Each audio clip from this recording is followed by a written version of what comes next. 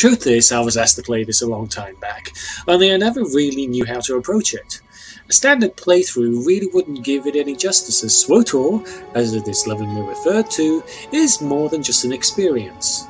It's an immersion. You're not just playing a character to get from A to B and rank up so you can kill the next mob, then the next boss, then the next mob, then the next boss, although there is an awful lot of that bullshit in this game, and I'll get to that as we progress. You are the story, which is BioWare's strength in all of this. And for the most part, I enjoy great storytelling in my games. I say for the most part as mechanics are equally as important, which is why games like Fallout 4 and Shadow of Mordor have consumed much of my time lately, as there's a lot more to offer in those games than in SWTOR, to be honest. Again, mechanics are something I will get to in this as the game progresses. I did consider doing an overall review of the game itself, but that would make it much shorter in many ways, and then I'd be avoiding half the fun and the pitfalls and the experience I've had with this game. So I decided to approach this like I will with similar games in future. Play it, then review the story as it progresses, as I would any other film review.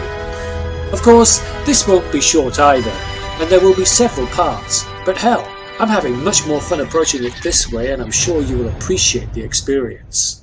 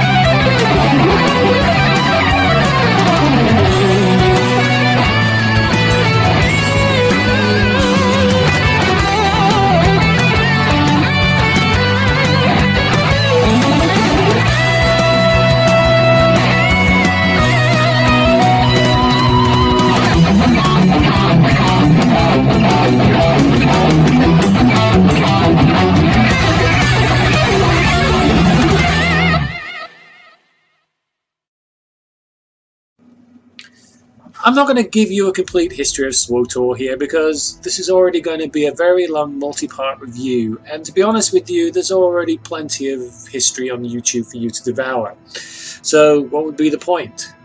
I will focus on criticisms and positives here as the review develops, but it's only fair to give you a little something as I set up my character here for the male Sith Warrior. There. Isn't he handsome? Looks like it's time for a bloodbath. So let's take a brief look at one problem SWTOR's predecessor had: hero classes, or more to the point, the Jedi class.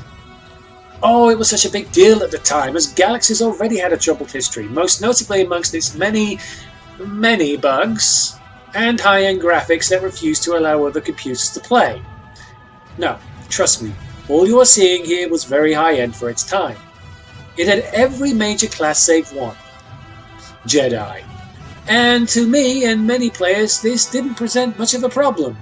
We were, after all, dealing with a time where the Jedi were all but extinct, but Galaxies insisted that they were trying to make the game as close to the lore and source material as possible, and we all know how that worked out. But when the Jedi were finally introduced at LucasArts' insistence and the developers' disarray, the Jedi found themselves a hero class that was terribly overpowered. Yet LucasArts still insisted, despite the fact that the people already playing it really didn't care for a Jedi class in the first place. They were already having just as much fun being who they were in the game. So you can imagine my trepidation when starting to play this game a few years ago, the issues of balance when it came to the Sith and the Jedi classes. Did BioWare learn lessons LucasArts failed to do in the tragic last days of the Galaxies? Well, for the most part, they did. SWTOR is pretty balanced as far as classes go, having pushed their approach to Star Wars based on its strengths rather than its godlike potential. Storytelling. In many ways, it's quite a feat when you think about it. It's easy to make a class for a game. It's harder to make that class balanced and fair to the other classes, whilst at the same time making the Sith, in the case of this review, feel more like a force to be reckoned with and feared. And I could criticise the game for a few things. Class development and storytelling, however, would not be one of them. They learned a lot from their experiences with Knights of the Old Republic, famed in turn for its mechanics and storytelling, and made a reasonable transition to an MMORPG that hasn't been mimicked by other MMORPGs any better since. It's probably one of the major reasons why it remains a success even today. I'd normally be surprised that a game that has been criticised for its World of Warcraft mechanics survived this long. But here we are, only months out from its last expansion, and it's still going strong.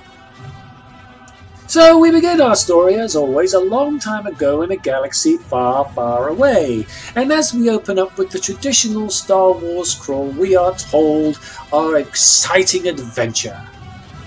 Star Wars Prologue: The Sith Warrior. The Sith Empire tightens its grip on the galaxy. The Galactic Republic and its Jedi defenders lie weakened and vulnerable after the Empire's successful military campaign.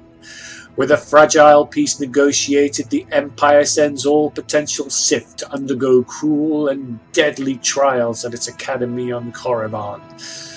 Today, one of the Empire's most promising young warriors, oh, that's nice of them, has been secretly summoned by an influential overseer to face the dark side trials much sooner than expected. For the sake of this playthrough, I'm playing a warrior marauder class.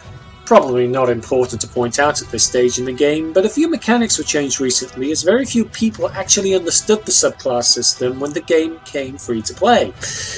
Now when you start out you get the choice, whereas before you didn't get a choice until at least level 10, and unless you knew what you were looking for, you'd be quite the bog standard little Sith warrior for 50 levels or more.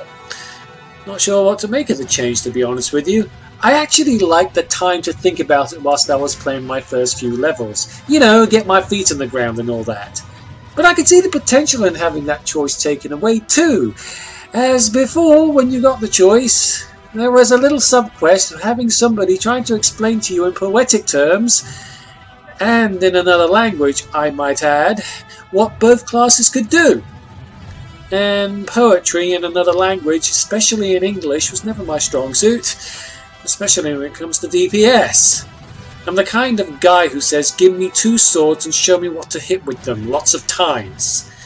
Last thing I need is some Shakespearean wannabe trying to explain the poetic nuances of hitting things with a light stick, thank you very much. Gotta admit, I look pretty awesome on my entrance, and Korriban looks like something out of a nightmarish version of Hogwarts School of Magic. So here I am, armed with sticks. You know, nothing makes you feel more prepared for a grueling education upon which your very life depends than carrying a couple of sticks. Yeah, compared to most subclasses who have 1 stick, I have 2! But they're still sticks.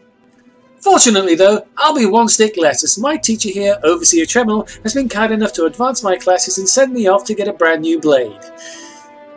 In a pit of giant armor-pincered centipedes. Thanks, man. No, seriously. Thanks. The trials themselves are difficult enough, but they are hardly the greatest threat you face. There's an acolyte here named Vemrin. He's your enemy, and he will try to kill you. We must prepare you. Maybe he can be reasoned with. There are no amends to make with a creature like Vemrin. Well, that's just dandy. Must have been that Hogwarts quip I gave earlier coming back to haunt me. I'm not here 45 seconds as a space wizard and already I have an arch enemy. I may as well have just called my character Harry Potter and be done with it. I haven't done anything yet and already my reputation precedes me. I've got a feeling this is going to be a trend. So after a quick wardrobe change, in public, yeah, I have no shame. It occurs to me on the first stretch as I whack a few bugs with my sticks, quite effectively I might add, that the Empire could make a few efforts in investing in pest control or pesticide. Maybe a bit of law enforcement wouldn't go amiss either with the grave robbers hanging about. But I guess I will have to do, considering what passes for law enforcement around here is currently hiding behind a mound of sandbags sending the school kids in to clean up their botched attempt at extermination. I don't say they're failures, of course. I'm a nice Sith. Something that will come back to haunt me, just you watch. But I have to wonder how effective the military really is around here. Or if the military and Korriban are on some sort of punishment detail or something. As Tremel keeps telling me, Korriban is not a nice place to visit, which makes it the perfect training grounds for potential new Sith. I heard the explosions when you set off the charges. Outstanding, sir. Well, greatness awaits! The pure blood in your veins gives you a very attractive coloring. To even touch a pure-blood woman, you must prove that the Sith runs strong through your muddied veins. A Sith woman only respects power. Go. Someday you may learn enough to impress me. If not, kill me. And they say college girls are easy. If this is how the flirting goes on down in this campus, I'd sure hate to get a hazing here. Hey there, Acolyte. Hold on a moment. Let me get a look at you. Ugh. Spoke too soon. I'm Vemrin, and unlike you, I've fought and bled for everything I have. I demand respect. Okay, Marge. I'll get along with them. Then I will hug some snakes. Yes! I will hug and kiss some poisonous snakes! Now that's sarcasm. Oh, really? Now, don't get me wrong. I'm playing nice in this game to Vemrin here, and I'd actually try to in real life. I know it's easy to hate this guy, but I can give him some credit for working hard to get where he is. That alone deserves respect. But let me tell you, as a veteran, there comes a point when you demand respect. I can't respect you as a person. I can respect what you've done, I can respect the sacrifices you made, but I can't respect you personally. And the more I come to think of it, as much as Vemrin has worked, bled, and slaved to get here, I can't help but wonder how many people he's murdered. Yes, I say murdered to get here. Because as Vemrin points out, there are traditions and rules here. Acolytes just can't go around killing each other willy-nilly. Oh, the Sith do it to each other all the time, don't get me wrong, but the key rule is not to get caught. Oh, people will no doubt know you've killed someone, but if they can't prove you've killed someone, that ability to evade detection for your crime itself deserves respect in the Sith Order. But once you're caught, however, that's sloppy work, and the Sith Order has no place for sloppy. And speaking of sloppy, after meeting Vemrin's charming daughter, please note the sarcasm, Vemrin is very pleased at my success in the tomb and the new blade I have, and has another test for me, to decide the fate of 3 prisoners, where I meet this bundle of joy. One more chirp from you, little bird, and you'll regret it. Chirp, chirp, chirp.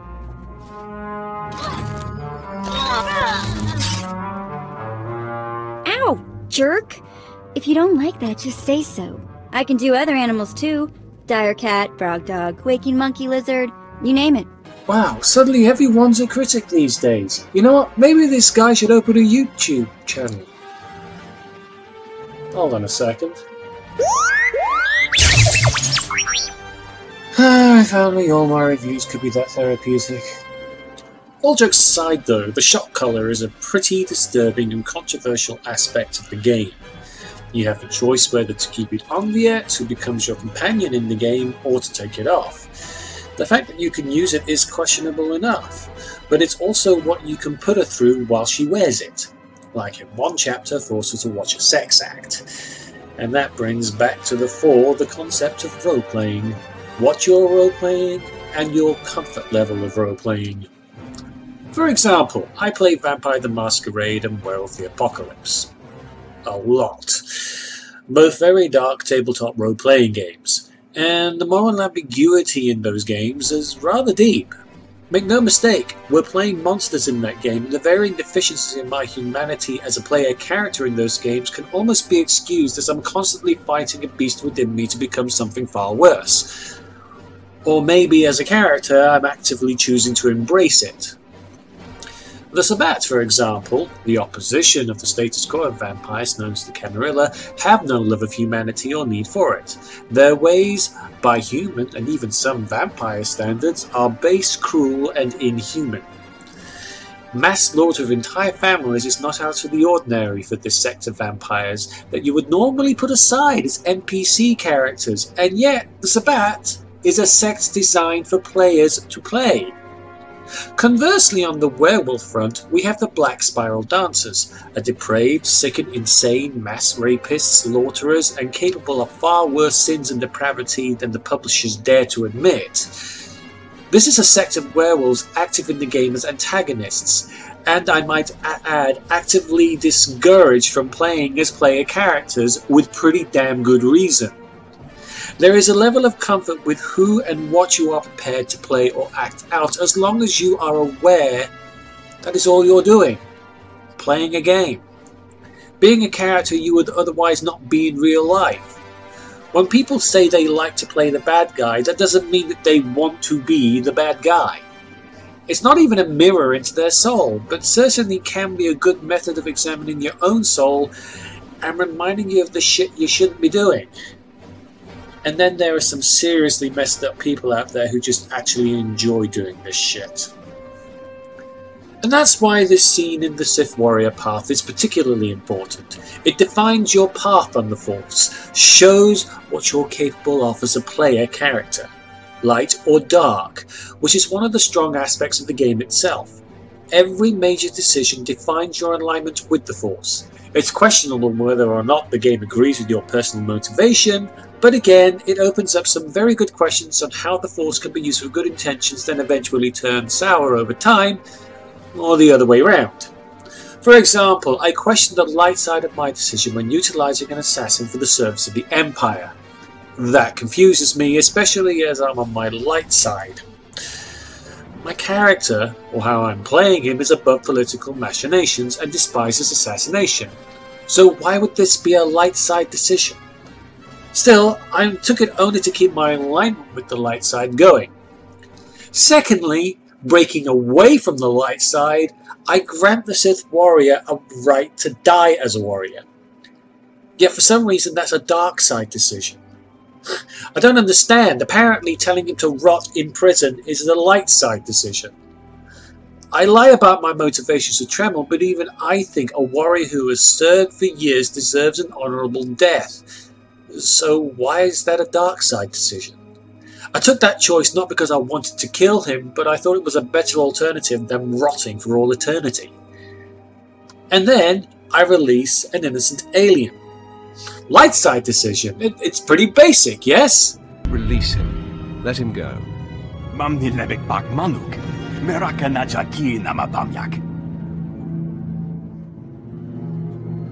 Freedom, huh? That's a new one.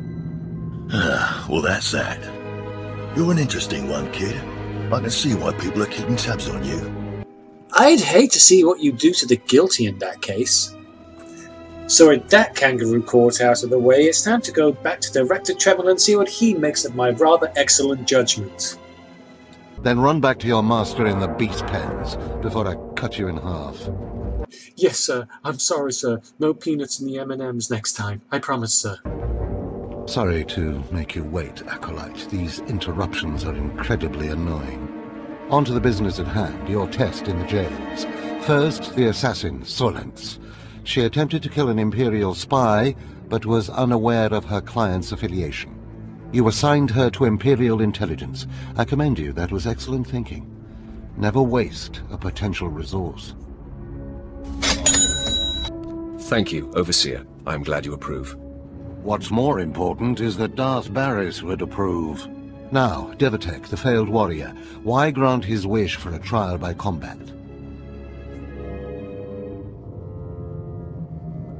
I needed to discover for certain that he was no longer useful. That holds some merit, but it should have been obvious he was far past any use. Devatek was an utter waste of space. Once something is no longer useful, it should be eradicated. Remember that. Now, the last prisoner, the Forger. Letting him go was highly questionable. Explain yourself. Keeping or killing him would be meaningless. Nothing would be gained by either.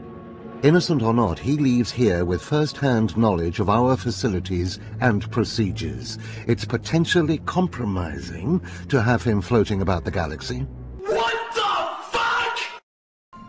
Oh, I get you're a malevolent empire and all that, but keeping the innocent in prison is just as questionable no matter how much control you have. But I'll put that aside and ask you a very important question instead. So why the hell did you bring him to Korriban in the first place? I mean, you have the audacity to berate me over a potential security risk that you created in the first place? If I weren't trying to take the light side of the Force, I'd be all with Darth Barris and this frustration with you. I mean, you've rushed things through to get me here, and as a result, I've made enemies in the first 20 minutes of play, because of your as yet unknown ambitions or plot that I haven't even agreed to be a part of, or because you think Vemrin is a mongrel vermin not worthy to be a Sith Warrior. Maybe you are going soft in the head, you moron. You must always be thinking and considering every angle, aside from a strong and skilled sword arm. This advice coming from the guy who created the problem in the first place. Because I forced you into the Academy ahead of schedule, Darth Barris will be predisposed to judging you severely. And by severely, I mean fatally. Now, we must hurry to your next trial. Every moment that passes, we risk discovery before we're ready. Ready for what? You still haven't told me why I'm here, what I'm meant to do. What are you getting me ready for? You want to impress Darth Barris? Kill him? Take out Vemrin? What? In the caverns of Marka Ragnos is the beast he left to guard his legacy. Go there, sit among the flames, and wait for the beast to come for you. Hey, look, boss.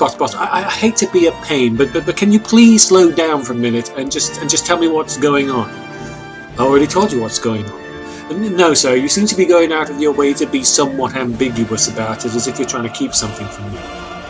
Me? Trying to keep something from you? Why would I try and keep something from you? Oh, wait a minute. It's my birthday, isn't it? What? You don't know when your own birthday is? Well, my mother seems to have a bad memory for dates, and I was born in the middle of a magnetic storm that affected all the chronometers, so she doesn't know when I was born. But I bet you do, huh? Maybe. And it's my birthday, right? Yes, I'm not sure what that has to do. And you're throwing me a surprise party, aren't you? Why, yes! Yes, we're going to be throwing you a surprise party on your way back. How did you figure it out? Will there be cake? Yes, there will be cake.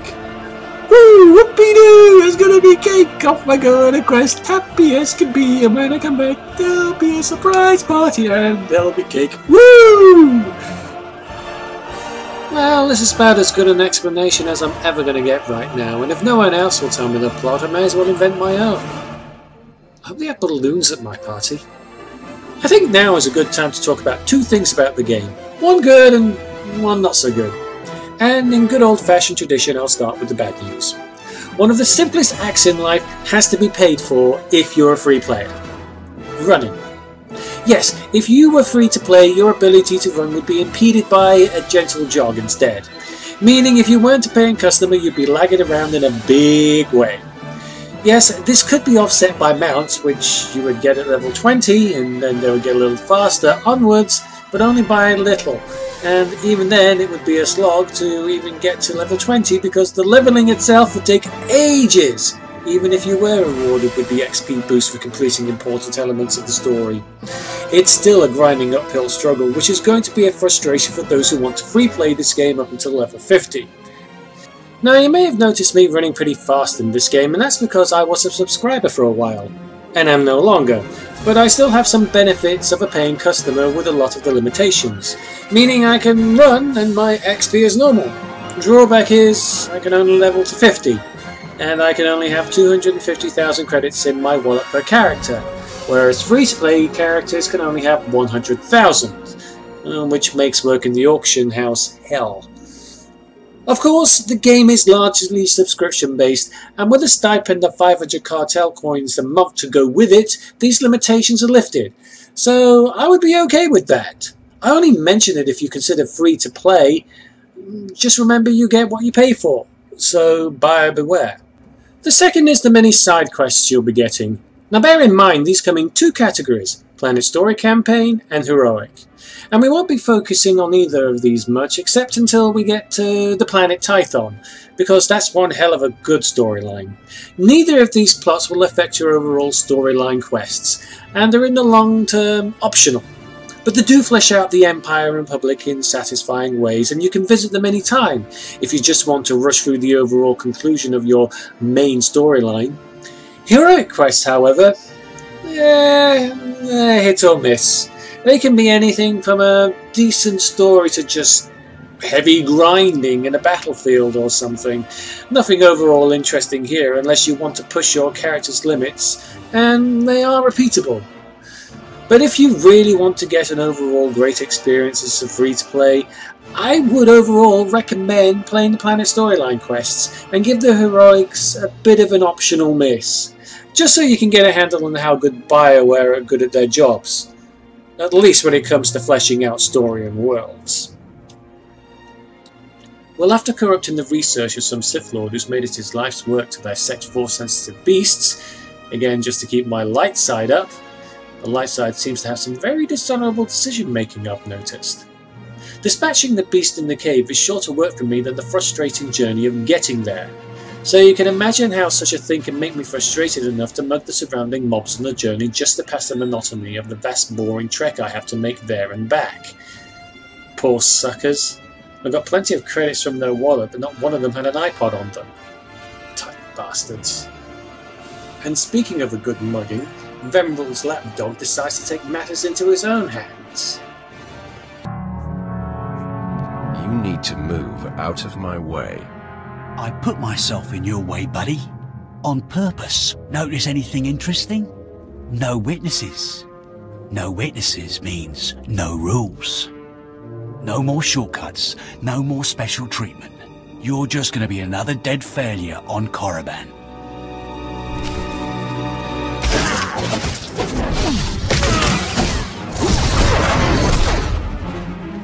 No!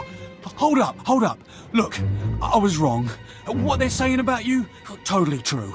So strong. I don't want to die.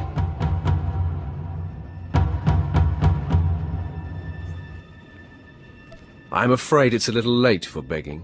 What will you give me to let you live? Here, I've got a few credits. Take them. Your business is always welcome. Oh, you won't see me again. I promise. So good to notice that the light side isn't above a bit of extortion, eh? Hey, you said there'd be cake. We must speak quickly, Acolyte. There isn't much time. I may have made a slight miscalculation. The beast of Markaragnos was a great source of dark energy here on Korriban. When it was slain, there was a tremor in the Force. Oh, marvellous. Marvellous. What kind of a Sith trainer are you if you can't sense a tremor in the Force? Darth Barris felt that tremor and has become aware of you. He demands an audience. Huh, this day just keeps getting better and better, doesn't it? Tell me what to expect, Overseer. Barris is a serious man, but a master of deception. Everything he does and says is calculated. He will attempt to trip you up, test your nature, get to the heart of who you are. Always take him seriously. And I mean always. I take it this means the party's off, right? We might not speak again, Acolyte. You're the best chance of stopping Vemrin. If you fail, I doubt there will be another strong enough. Good luck. Meet Darth Barris in his chambers, and hurry. He won't take kindly to waiting.